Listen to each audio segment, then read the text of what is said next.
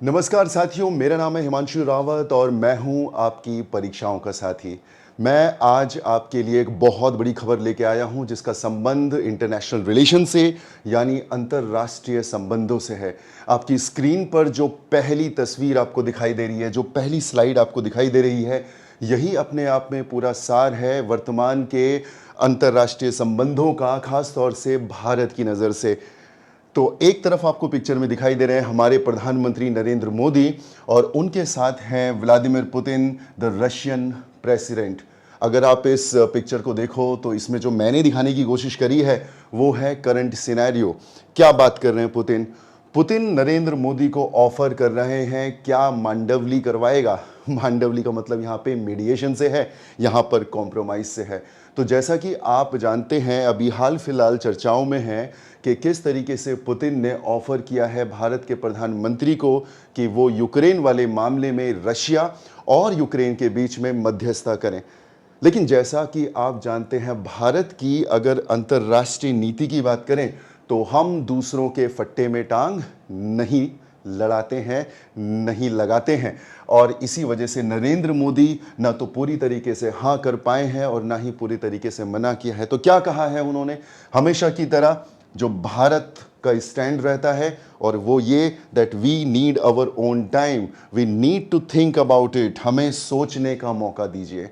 और सामने है आपके दूसरी टीम जिसमें आपको दिखाई देंगे अंकल सैम, यानी कि president of United states of America जो बाइडन। और जो बाइडन के साथ आपको जो अगला चेहरा दिखाई दे रहा है वो है Zelensky, the president of Ukraine. अगर आप अमेरिका की बात करो तो अमेरिका इस पूरे मामले में बहुत बढ़ चढ़ कर शुरू से ही पार्टिसिपेट कर रहा है और यहाँ पर ही is giving assurance to Zelensky कि हमें किसी भी तरह की मध्यस्थता की फ़िलहाल आवश्यकता नहीं है, और ख़ास तौर से उस प्रकार की मध्यस्थता जिसमें अमेरिका का कोई रोल ना हो, जिसमें वेस्टर्न पावर्स का कोई रोल ना हो। और यहाँ पर यही कारण है कि अमेरिका की तरफ से जो रिस्पॉन्स है दैट इज़ मना कर दे, अपन जीत रहे हैं, हम जीतेंगे, हम पावरफुल हैं, हम रशिया को उसके घुटनों पे लेके आ जाएंगे। तो आपको किसी भी तरह की मांडवली की, किसी भी तरह के कॉम्प्रोमाइज़ की, किसी भी तरह के मीडिएशन की आवश्यकता नहीं है। और जेलेंस्की की ये मजबूरी है कि जो कहा जाएगा अंकल सैम के द्वारा, जो अमेरिका के द्वारा कहा जाएगा, वो फिलहाल उसको मानना पड़ेगा। तो एक पिक्चर अपने आप में वर्तमान में जो वैश्विक परिस्थितियां चल रही हैं उनके बारे में आपको बताती है, लेकिन हम केवल एक पिक्चर तक अपने आप को सीमित नहीं करेंगे। हम देखेंगे इस मुद्दे को और गहराई से और इसके अलग अलग पर्सपेक्टिव्स क्या हैं, क्या कारण है कि भारत पूरे तरीके से ना तो रशिया को सपोर्ट कर रहा है और क्या कारण है कि वो पूरे तरीके से यूक्रेन के अपोज में भी नहीं है और ना ही वो पूरे तरीके से यूक्रेन को सपोर्ट कर रहा है। तो चलिए बढ़ते हैं आगे और देखते हैं मुद्दा। अगर वर्तमान न्यूज़ की बात करें तो रशियन प्रेसिडेंट व्लादिमीर पुतिन, इन्होंने ऑफर किया है इंडिया, चाइना और ब्राज़ील को कि वो मध्यस्थता करें, वो मीडिएटर के तरीके से इस पूरे सिनेरियो के बीच में आए, इसे हैंडल करें ताकि ये जो झगड़ा चल रहा है इस झगड़े में कुछ डेवलपमेंट हो सके और यहाँ पर कुछ रोक लगाई जा सके, इस झगड़े का कोई सॉल्यूशन आए। सो उनकी तरफ से जो नाम प्रपोज किए गए हैं वो इंडिया, चाइना और ब्राज़ील के नाम हैं।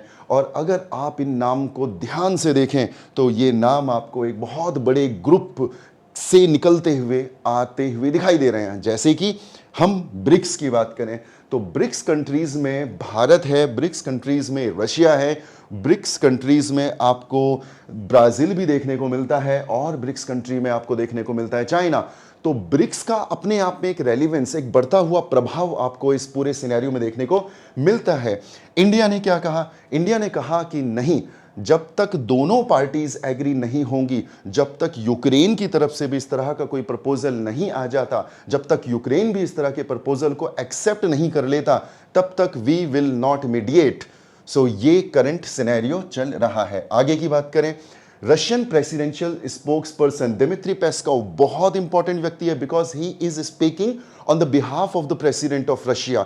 उनके बिहाफ पे ये बात बोल रहे हैं, तो जो भी ये बात बोलेंगे उसकी अपनी वैलिडिटी होगी। क्या कहा इन्होंने? इन्होंने ये कहा कि भारत जो है it is very constructive, it is very friendly. और ख़ास तौर से अगर भारत के नेताओं की बात करें, भारत के प्रधानमंत्री की बात करें, उनका जो रैपो है पुतिन के साथ, उनका जो रैपो है जेलेंस्की के साथ, उनका जो रैपो है अमेरिकन्स के साथ, यूनाइटेड स्टेट्स के साथ, वो क्वालिफाई करता है नरेंद्र मोदी को मीडिएटर के रोल को प्ले करने के लिए। क्योंकि अगर आप देखें, नरेंद्र मोदी उतनी ही गर्मजोशी से जेलेंस्की से मिलते हैं जितनी गर्मजोशी से वो पुतिन से मिलते हैं। नरेंद्र मोदी के संबंध और उनकी जो ट्यूनिंग है वो अमेरिका के राष्ट्रपति जो बाइडेन से भी उतनी ही है जितनी कि पुतिन के साथ है। और ये बात समझते हैं कौन?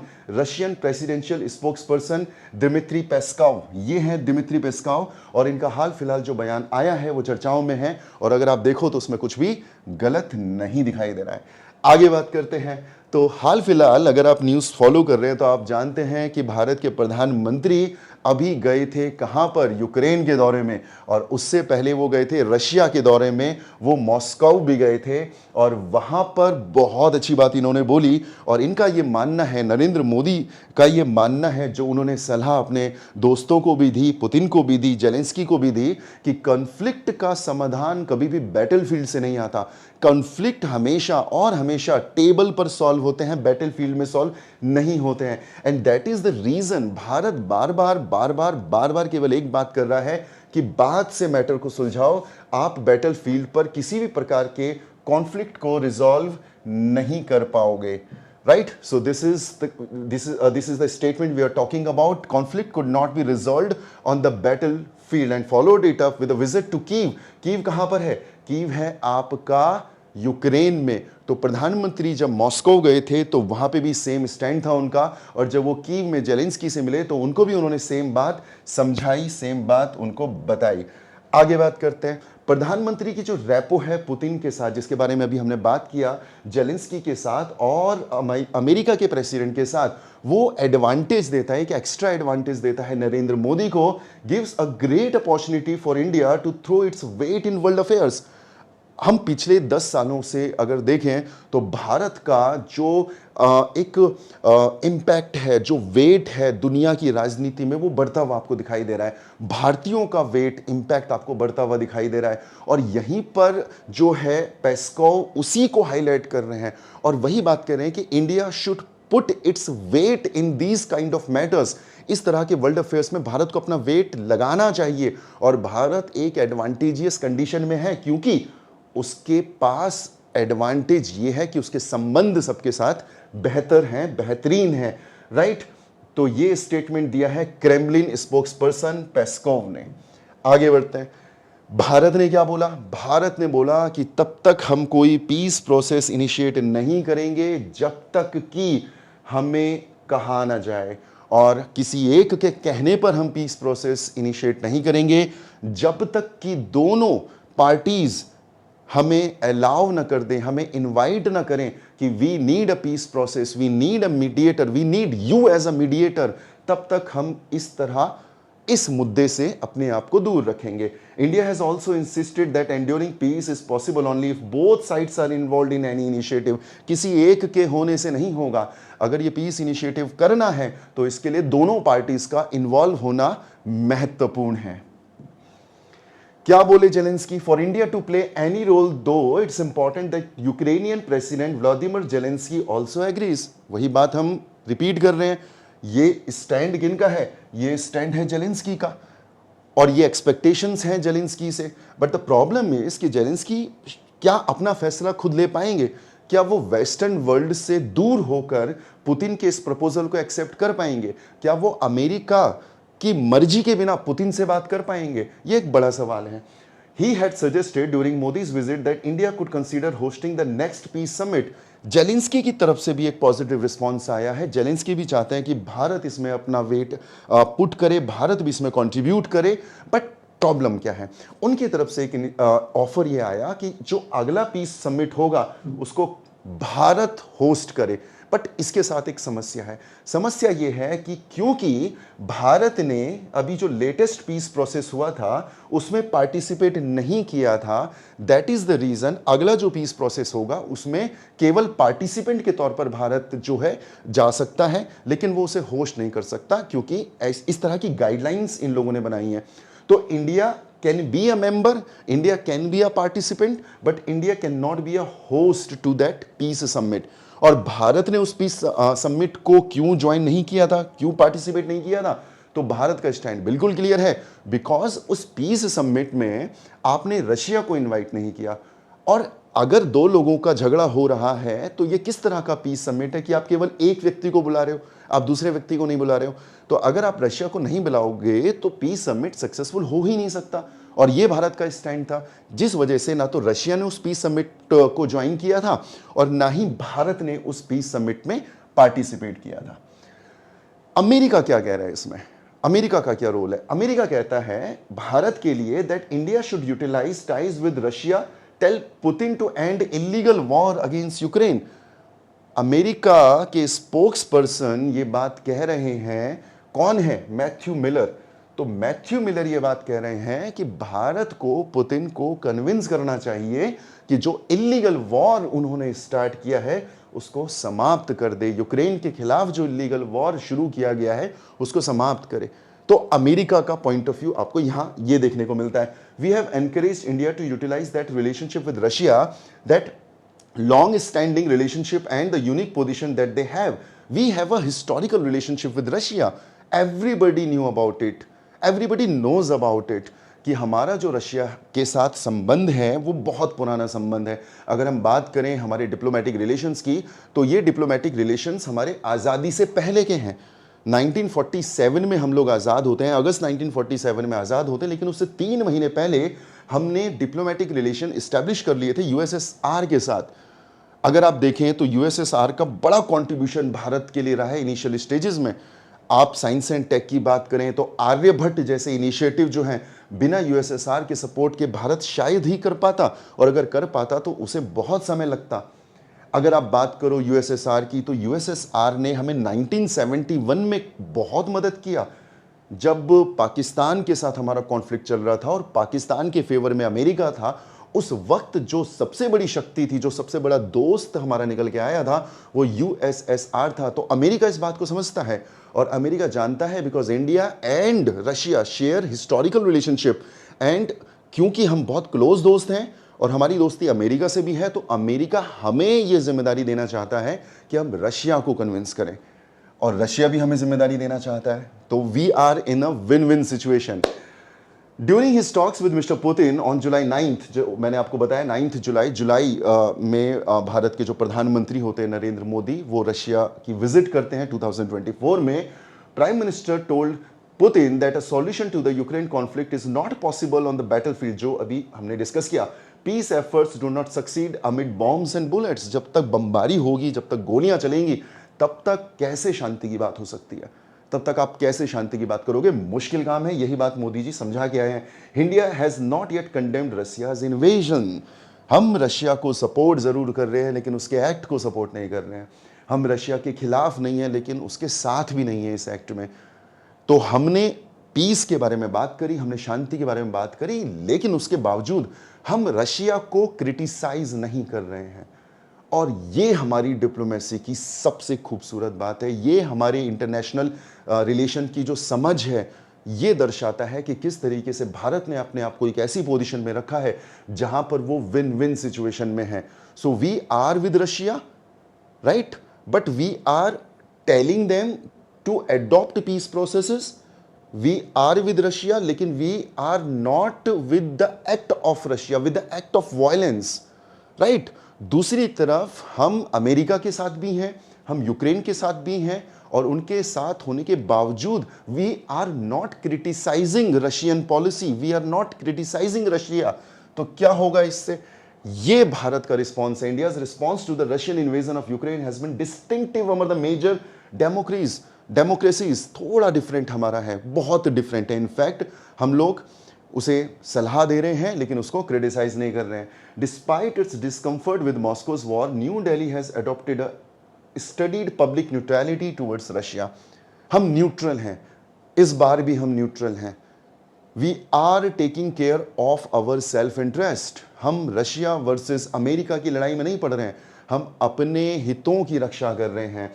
इसी वजह से अगर आप देखो, जब रशिया के खिलाफ रिजोल्यूशंस आते हैं तो भारत उन रिजोल्यूशन को अवॉइड करता है। ना तो हम उसके फेवर में वोट करते हैं, ना ही हम उसके अगेंस्ट में वोट करते हैं। India abstained from successive votes in कहां पर? यूएन का जो सिक्योरिटी काउंसिल है वहां पर आता है रिजोल्यूशन, तो हम पार्टिसिपेट नहीं करते। जनरल असेंबली में हम पार्टिसिपेट नहीं करते। ह्यूमन राइट काउंसिल में भी हम पार्टिसिपेट नहीं करते हैं। आगे बढ़ते हैं। For many in the United States including Joe Biden administration, India's neutrality has been disappointing. तो अमेरिका हमसे नाराज है, जाहिर सी बात है। जो अमेरिका हमसे चाहता है वो हम कर नहीं रहे हैं, और इसी वजह से जो बाइडन है वो हमसे नाराज चल रहे हैं। बट वो अपना जो नाराजगी है उसको एक हद तक ही डिस्प्ले कर सकते हैं, because India now is a very big power. Economically we are a very big power. और अगर आप देखो, अमेरिका को जरूरत है भारत की टू काउंटर चाइना। आप समझो, इसमें केवल रशिया एंगल नहीं है, इसमें चाइना भी एक एंगल है। तो अमेरिका हमें बहुत ज़्यादा प्रेशराइज नहीं कर सकता, because we are important for America to deal with China. ये इसमें तिकड़मबाजी समझने वाली है। Indian strategic elites would admit that their country's diplomatic neutrality ultimately signifies what one Indian scholar has called a subtle pro-Moscow position। Starting से रहा है हमारा। जब कोल्ड वॉर चल रहा था और जब दुनिया दो धड़ों में विभाजित थी, एक था यूनाइटेड स्टेट्स और दूसरी तरफ था यूएसएसआर, जब दुनिया में सोशलिज्म और कैपिटलिज्म की लड़ाई चल रही थी, तो भारत ना तो अमेरिका की तरफ हुआ और ना ही भारत रशिया यानी यूएसएसआर की तरफ हुआ। We chose our own path, we chose middle path. और यही मिडिल पाथ जो दुनिया को बताने के लिए मिडिल पाथ था, एक्चुअल में हम प्रो मॉस्को पोजीशन में थे, प्रो यूएसएसआर थे, प्रो रशिया थे। आज भी हमें उसकी झलक देखने को मिलती है। India stand shoulder to shoulder with the United States in opposing Chinese assertiveness. और यहां पे अब आप देखिए, यहां पे राजनीति, यहां पे इंटरनेशनल रिलेशंस, और यहां पे आप कह सकते हैं मास्टर स्ट्रोक भारत की इंटरनेशनल पॉलिसीज का। जब अमेरिका डील करता है चाइना को, तो अमेरिका के साथ हम कंधे से कंधा मिलाकर चलते हैं, बिकॉज अमेरिका और भारत का जो कंसर्न है वो कॉमन कंसर्न है, दैट इज चाइना। तो अमेरिका जब चाइना को डील कर रहा होता है तो भारत उसके साथ होता है, लेकिन वही अमेरिका जब रशिया को डील कर रहा होता है तो भारत अपने कदम पीछे कर लेता है, क्योंकि हमारे लिए इंपॉर्टेंट हमारे सेल्फ इंटरेस्ट है। India tight rope, and this is the tight rope I was talking about, कि थोड़ा इधर, कभी अमेरिका के साथ, कभी पीछे, कभी उनके साथ शोल्डर टू शोल्डर चल रहे हैं जब चाइना का मामला आ रहा है। लेकिन जब मामला रशिया का आ रहा है तो फिर हम अपनी खुद की कैलकुलेशंस कर रहे हैं, and this is called strategic ambivalence. और जानबूझ के हम क्या कर रहे हैं, purposefully Indian calculations about how alienating Russia might undermine its security. आपको समझना होगा जो मैं आपको अगली स्लाइड में समझा रहा हूं। प्रॉब्लम क्या है? प्रॉब्लम ये है, असल में ये प्रॉब्लम है, भारत बहुत दूर की सोच रहा है। क्या सोच रहा है भारत? आप समझो, इस पूरी कैलकुलेशन को समझो कि अगर भारत रशिया के खिलाफ हो जाता है, so there is very high possibility कि रशिया जो है वो चाइना और पाकिस्तान, चाइना एंड पाकिस्तान के क्लोज चला जाए। और एक बार अगर रशिया, चाइना एंड पाकिस्तान के क्लोज चला गया तो भारत के लिए स्ट्रेटेजिक ब्लंडर हो सकता है, because we are fighting on two fronts. एक तरफ हमारे है पाकिस्तान और दूसरी तरफ हमारे है चाइना। और बहुत बड़ा सपोर्ट अगर हमें कभी किसी से मिला है तो वो रशिया से मिला है। तो हम किसी भी कीमत पर रशिया को खो नहीं सकते, क्योंकि अगर आप रशिया की ज्योग्राफी भी देखो, अगर आप प्रॉक्सिमिटी के रूल के साथ भी जाओ, तो अमेरिका को हमें हेल्प करने में बहुत समय लगेगा। लेकिन रशिया जो है, रशिया बहुत आसानी से प्रेशर क्रिएट कर सकता है पाकिस्तान के ऊपर, रशिया बहुत आसानी से प्रेशर क्रिएट कर सकता है चाइना के ऊपर, इन केस अगर हमारा इनके साथ कभी कोई कन्फ्लिक्ट हुआ।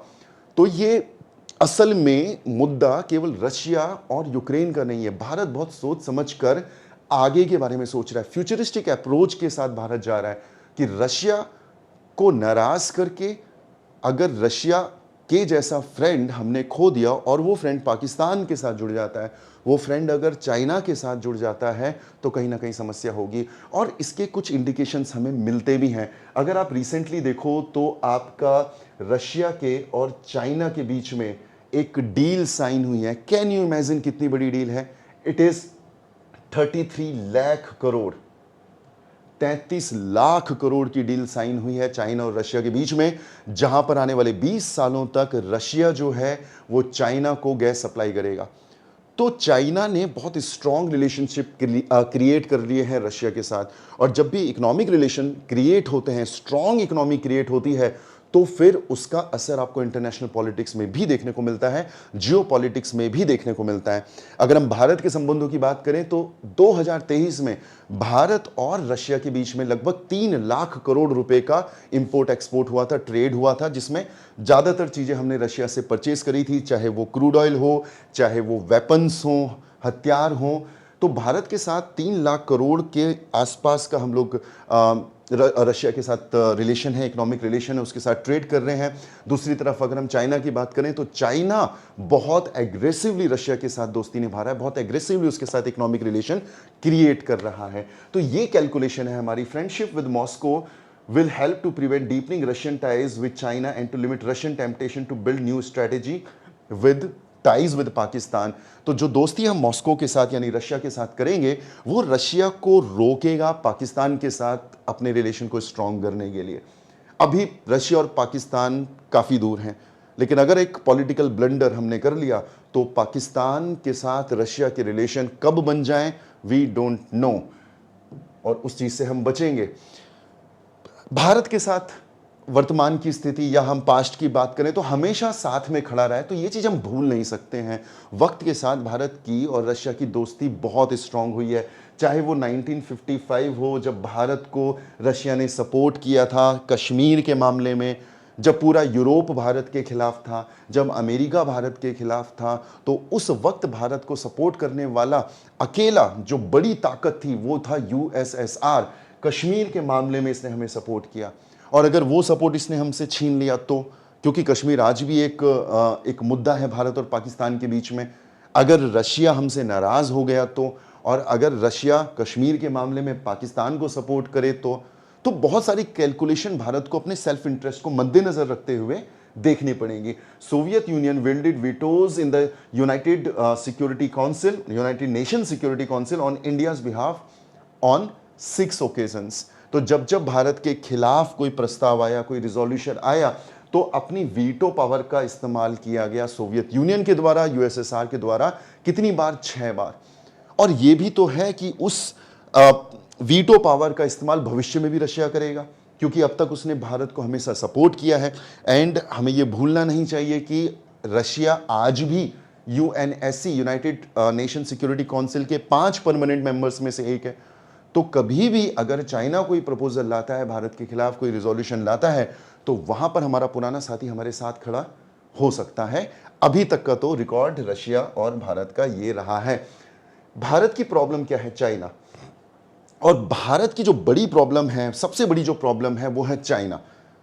और चाइना को अगर डील करना है तो भारत को अमेरिका का सपोर्ट भी चाहिए, और केवल अमेरिका के सपोर्ट से काम नहीं चलेगा। भारत को सपोर्ट चाहिए होगा यूनाइटेड स्टेट्स प्लस रशिया, और यूनाइटेड स्टेट्स के साथ यूरोपियन पावर्स का भी सपोर्ट चाहिए होगा, because China is a very aggressive country.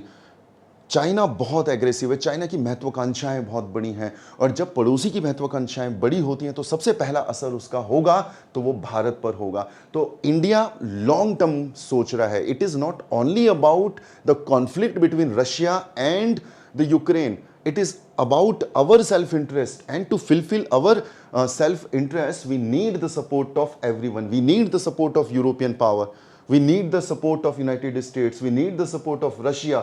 तो भारत का असली अभी जो चैलेंज है, that is China problem, because New Delhi has concluded that the United States will assist India to balance China out of sheer self interest. It has sought to ensure Russia's support for this aim.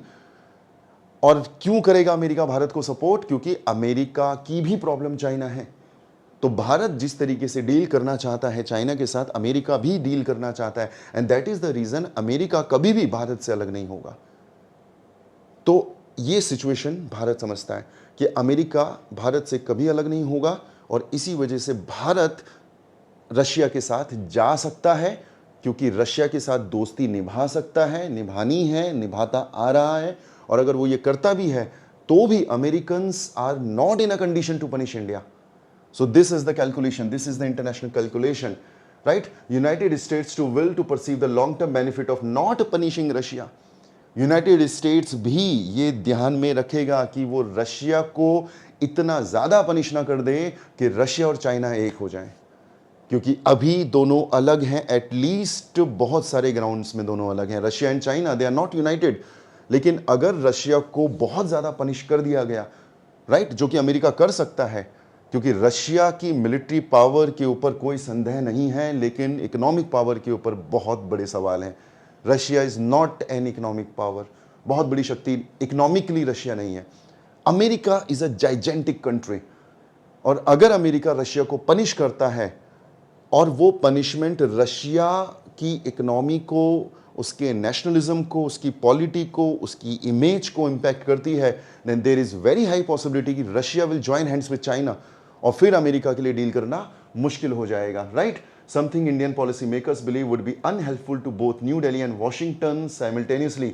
और अगर ऐसा होता है तो ये problem create करेगा दोनों के लिए। भारत के लिए तो करेगा, अमेरिका के लिए भी एक बड़ी प्रॉब्लम करेगा, और जहां तक हमें समझ में आता है ऐसा नहीं होगा। तो इंडिया की जो शुरुआत से जो फॉरेन पॉलिसी रही है वो मिडिल पाथ की रही है, नेहरू के समय से वो रही है, और अभी भी अगर हम देखें तो वही पॉलिसी हम आगे कंटिन्यू कर रहे हैं, and that is a good decision, और उसके फ्रूट्स हमें मिल रहे हैं, राइट? तो इस न्यूज़ को आगे फॉलो करते रहेंगे, देखेंगे आगे क्या होता है, देखेंगे कि इस प्रपोजल का फ्यूचर क्या है, क्या ऐसा कोई सच में मीडिएशन प्रोसेस शुरू हो पाएगा जहां पे नरेंद्र मोदी भारत की तरफ से रशिया और यूक्रेन के झगड़े को समाप्त कर पाएंगे। तो मेरा नाम है हिमांशु रावत, मैं हूं आपकी परीक्षाओं का साथी। देखते रहिए AIA एग्जाम प्रेप। धन्यवाद, जय हिंद।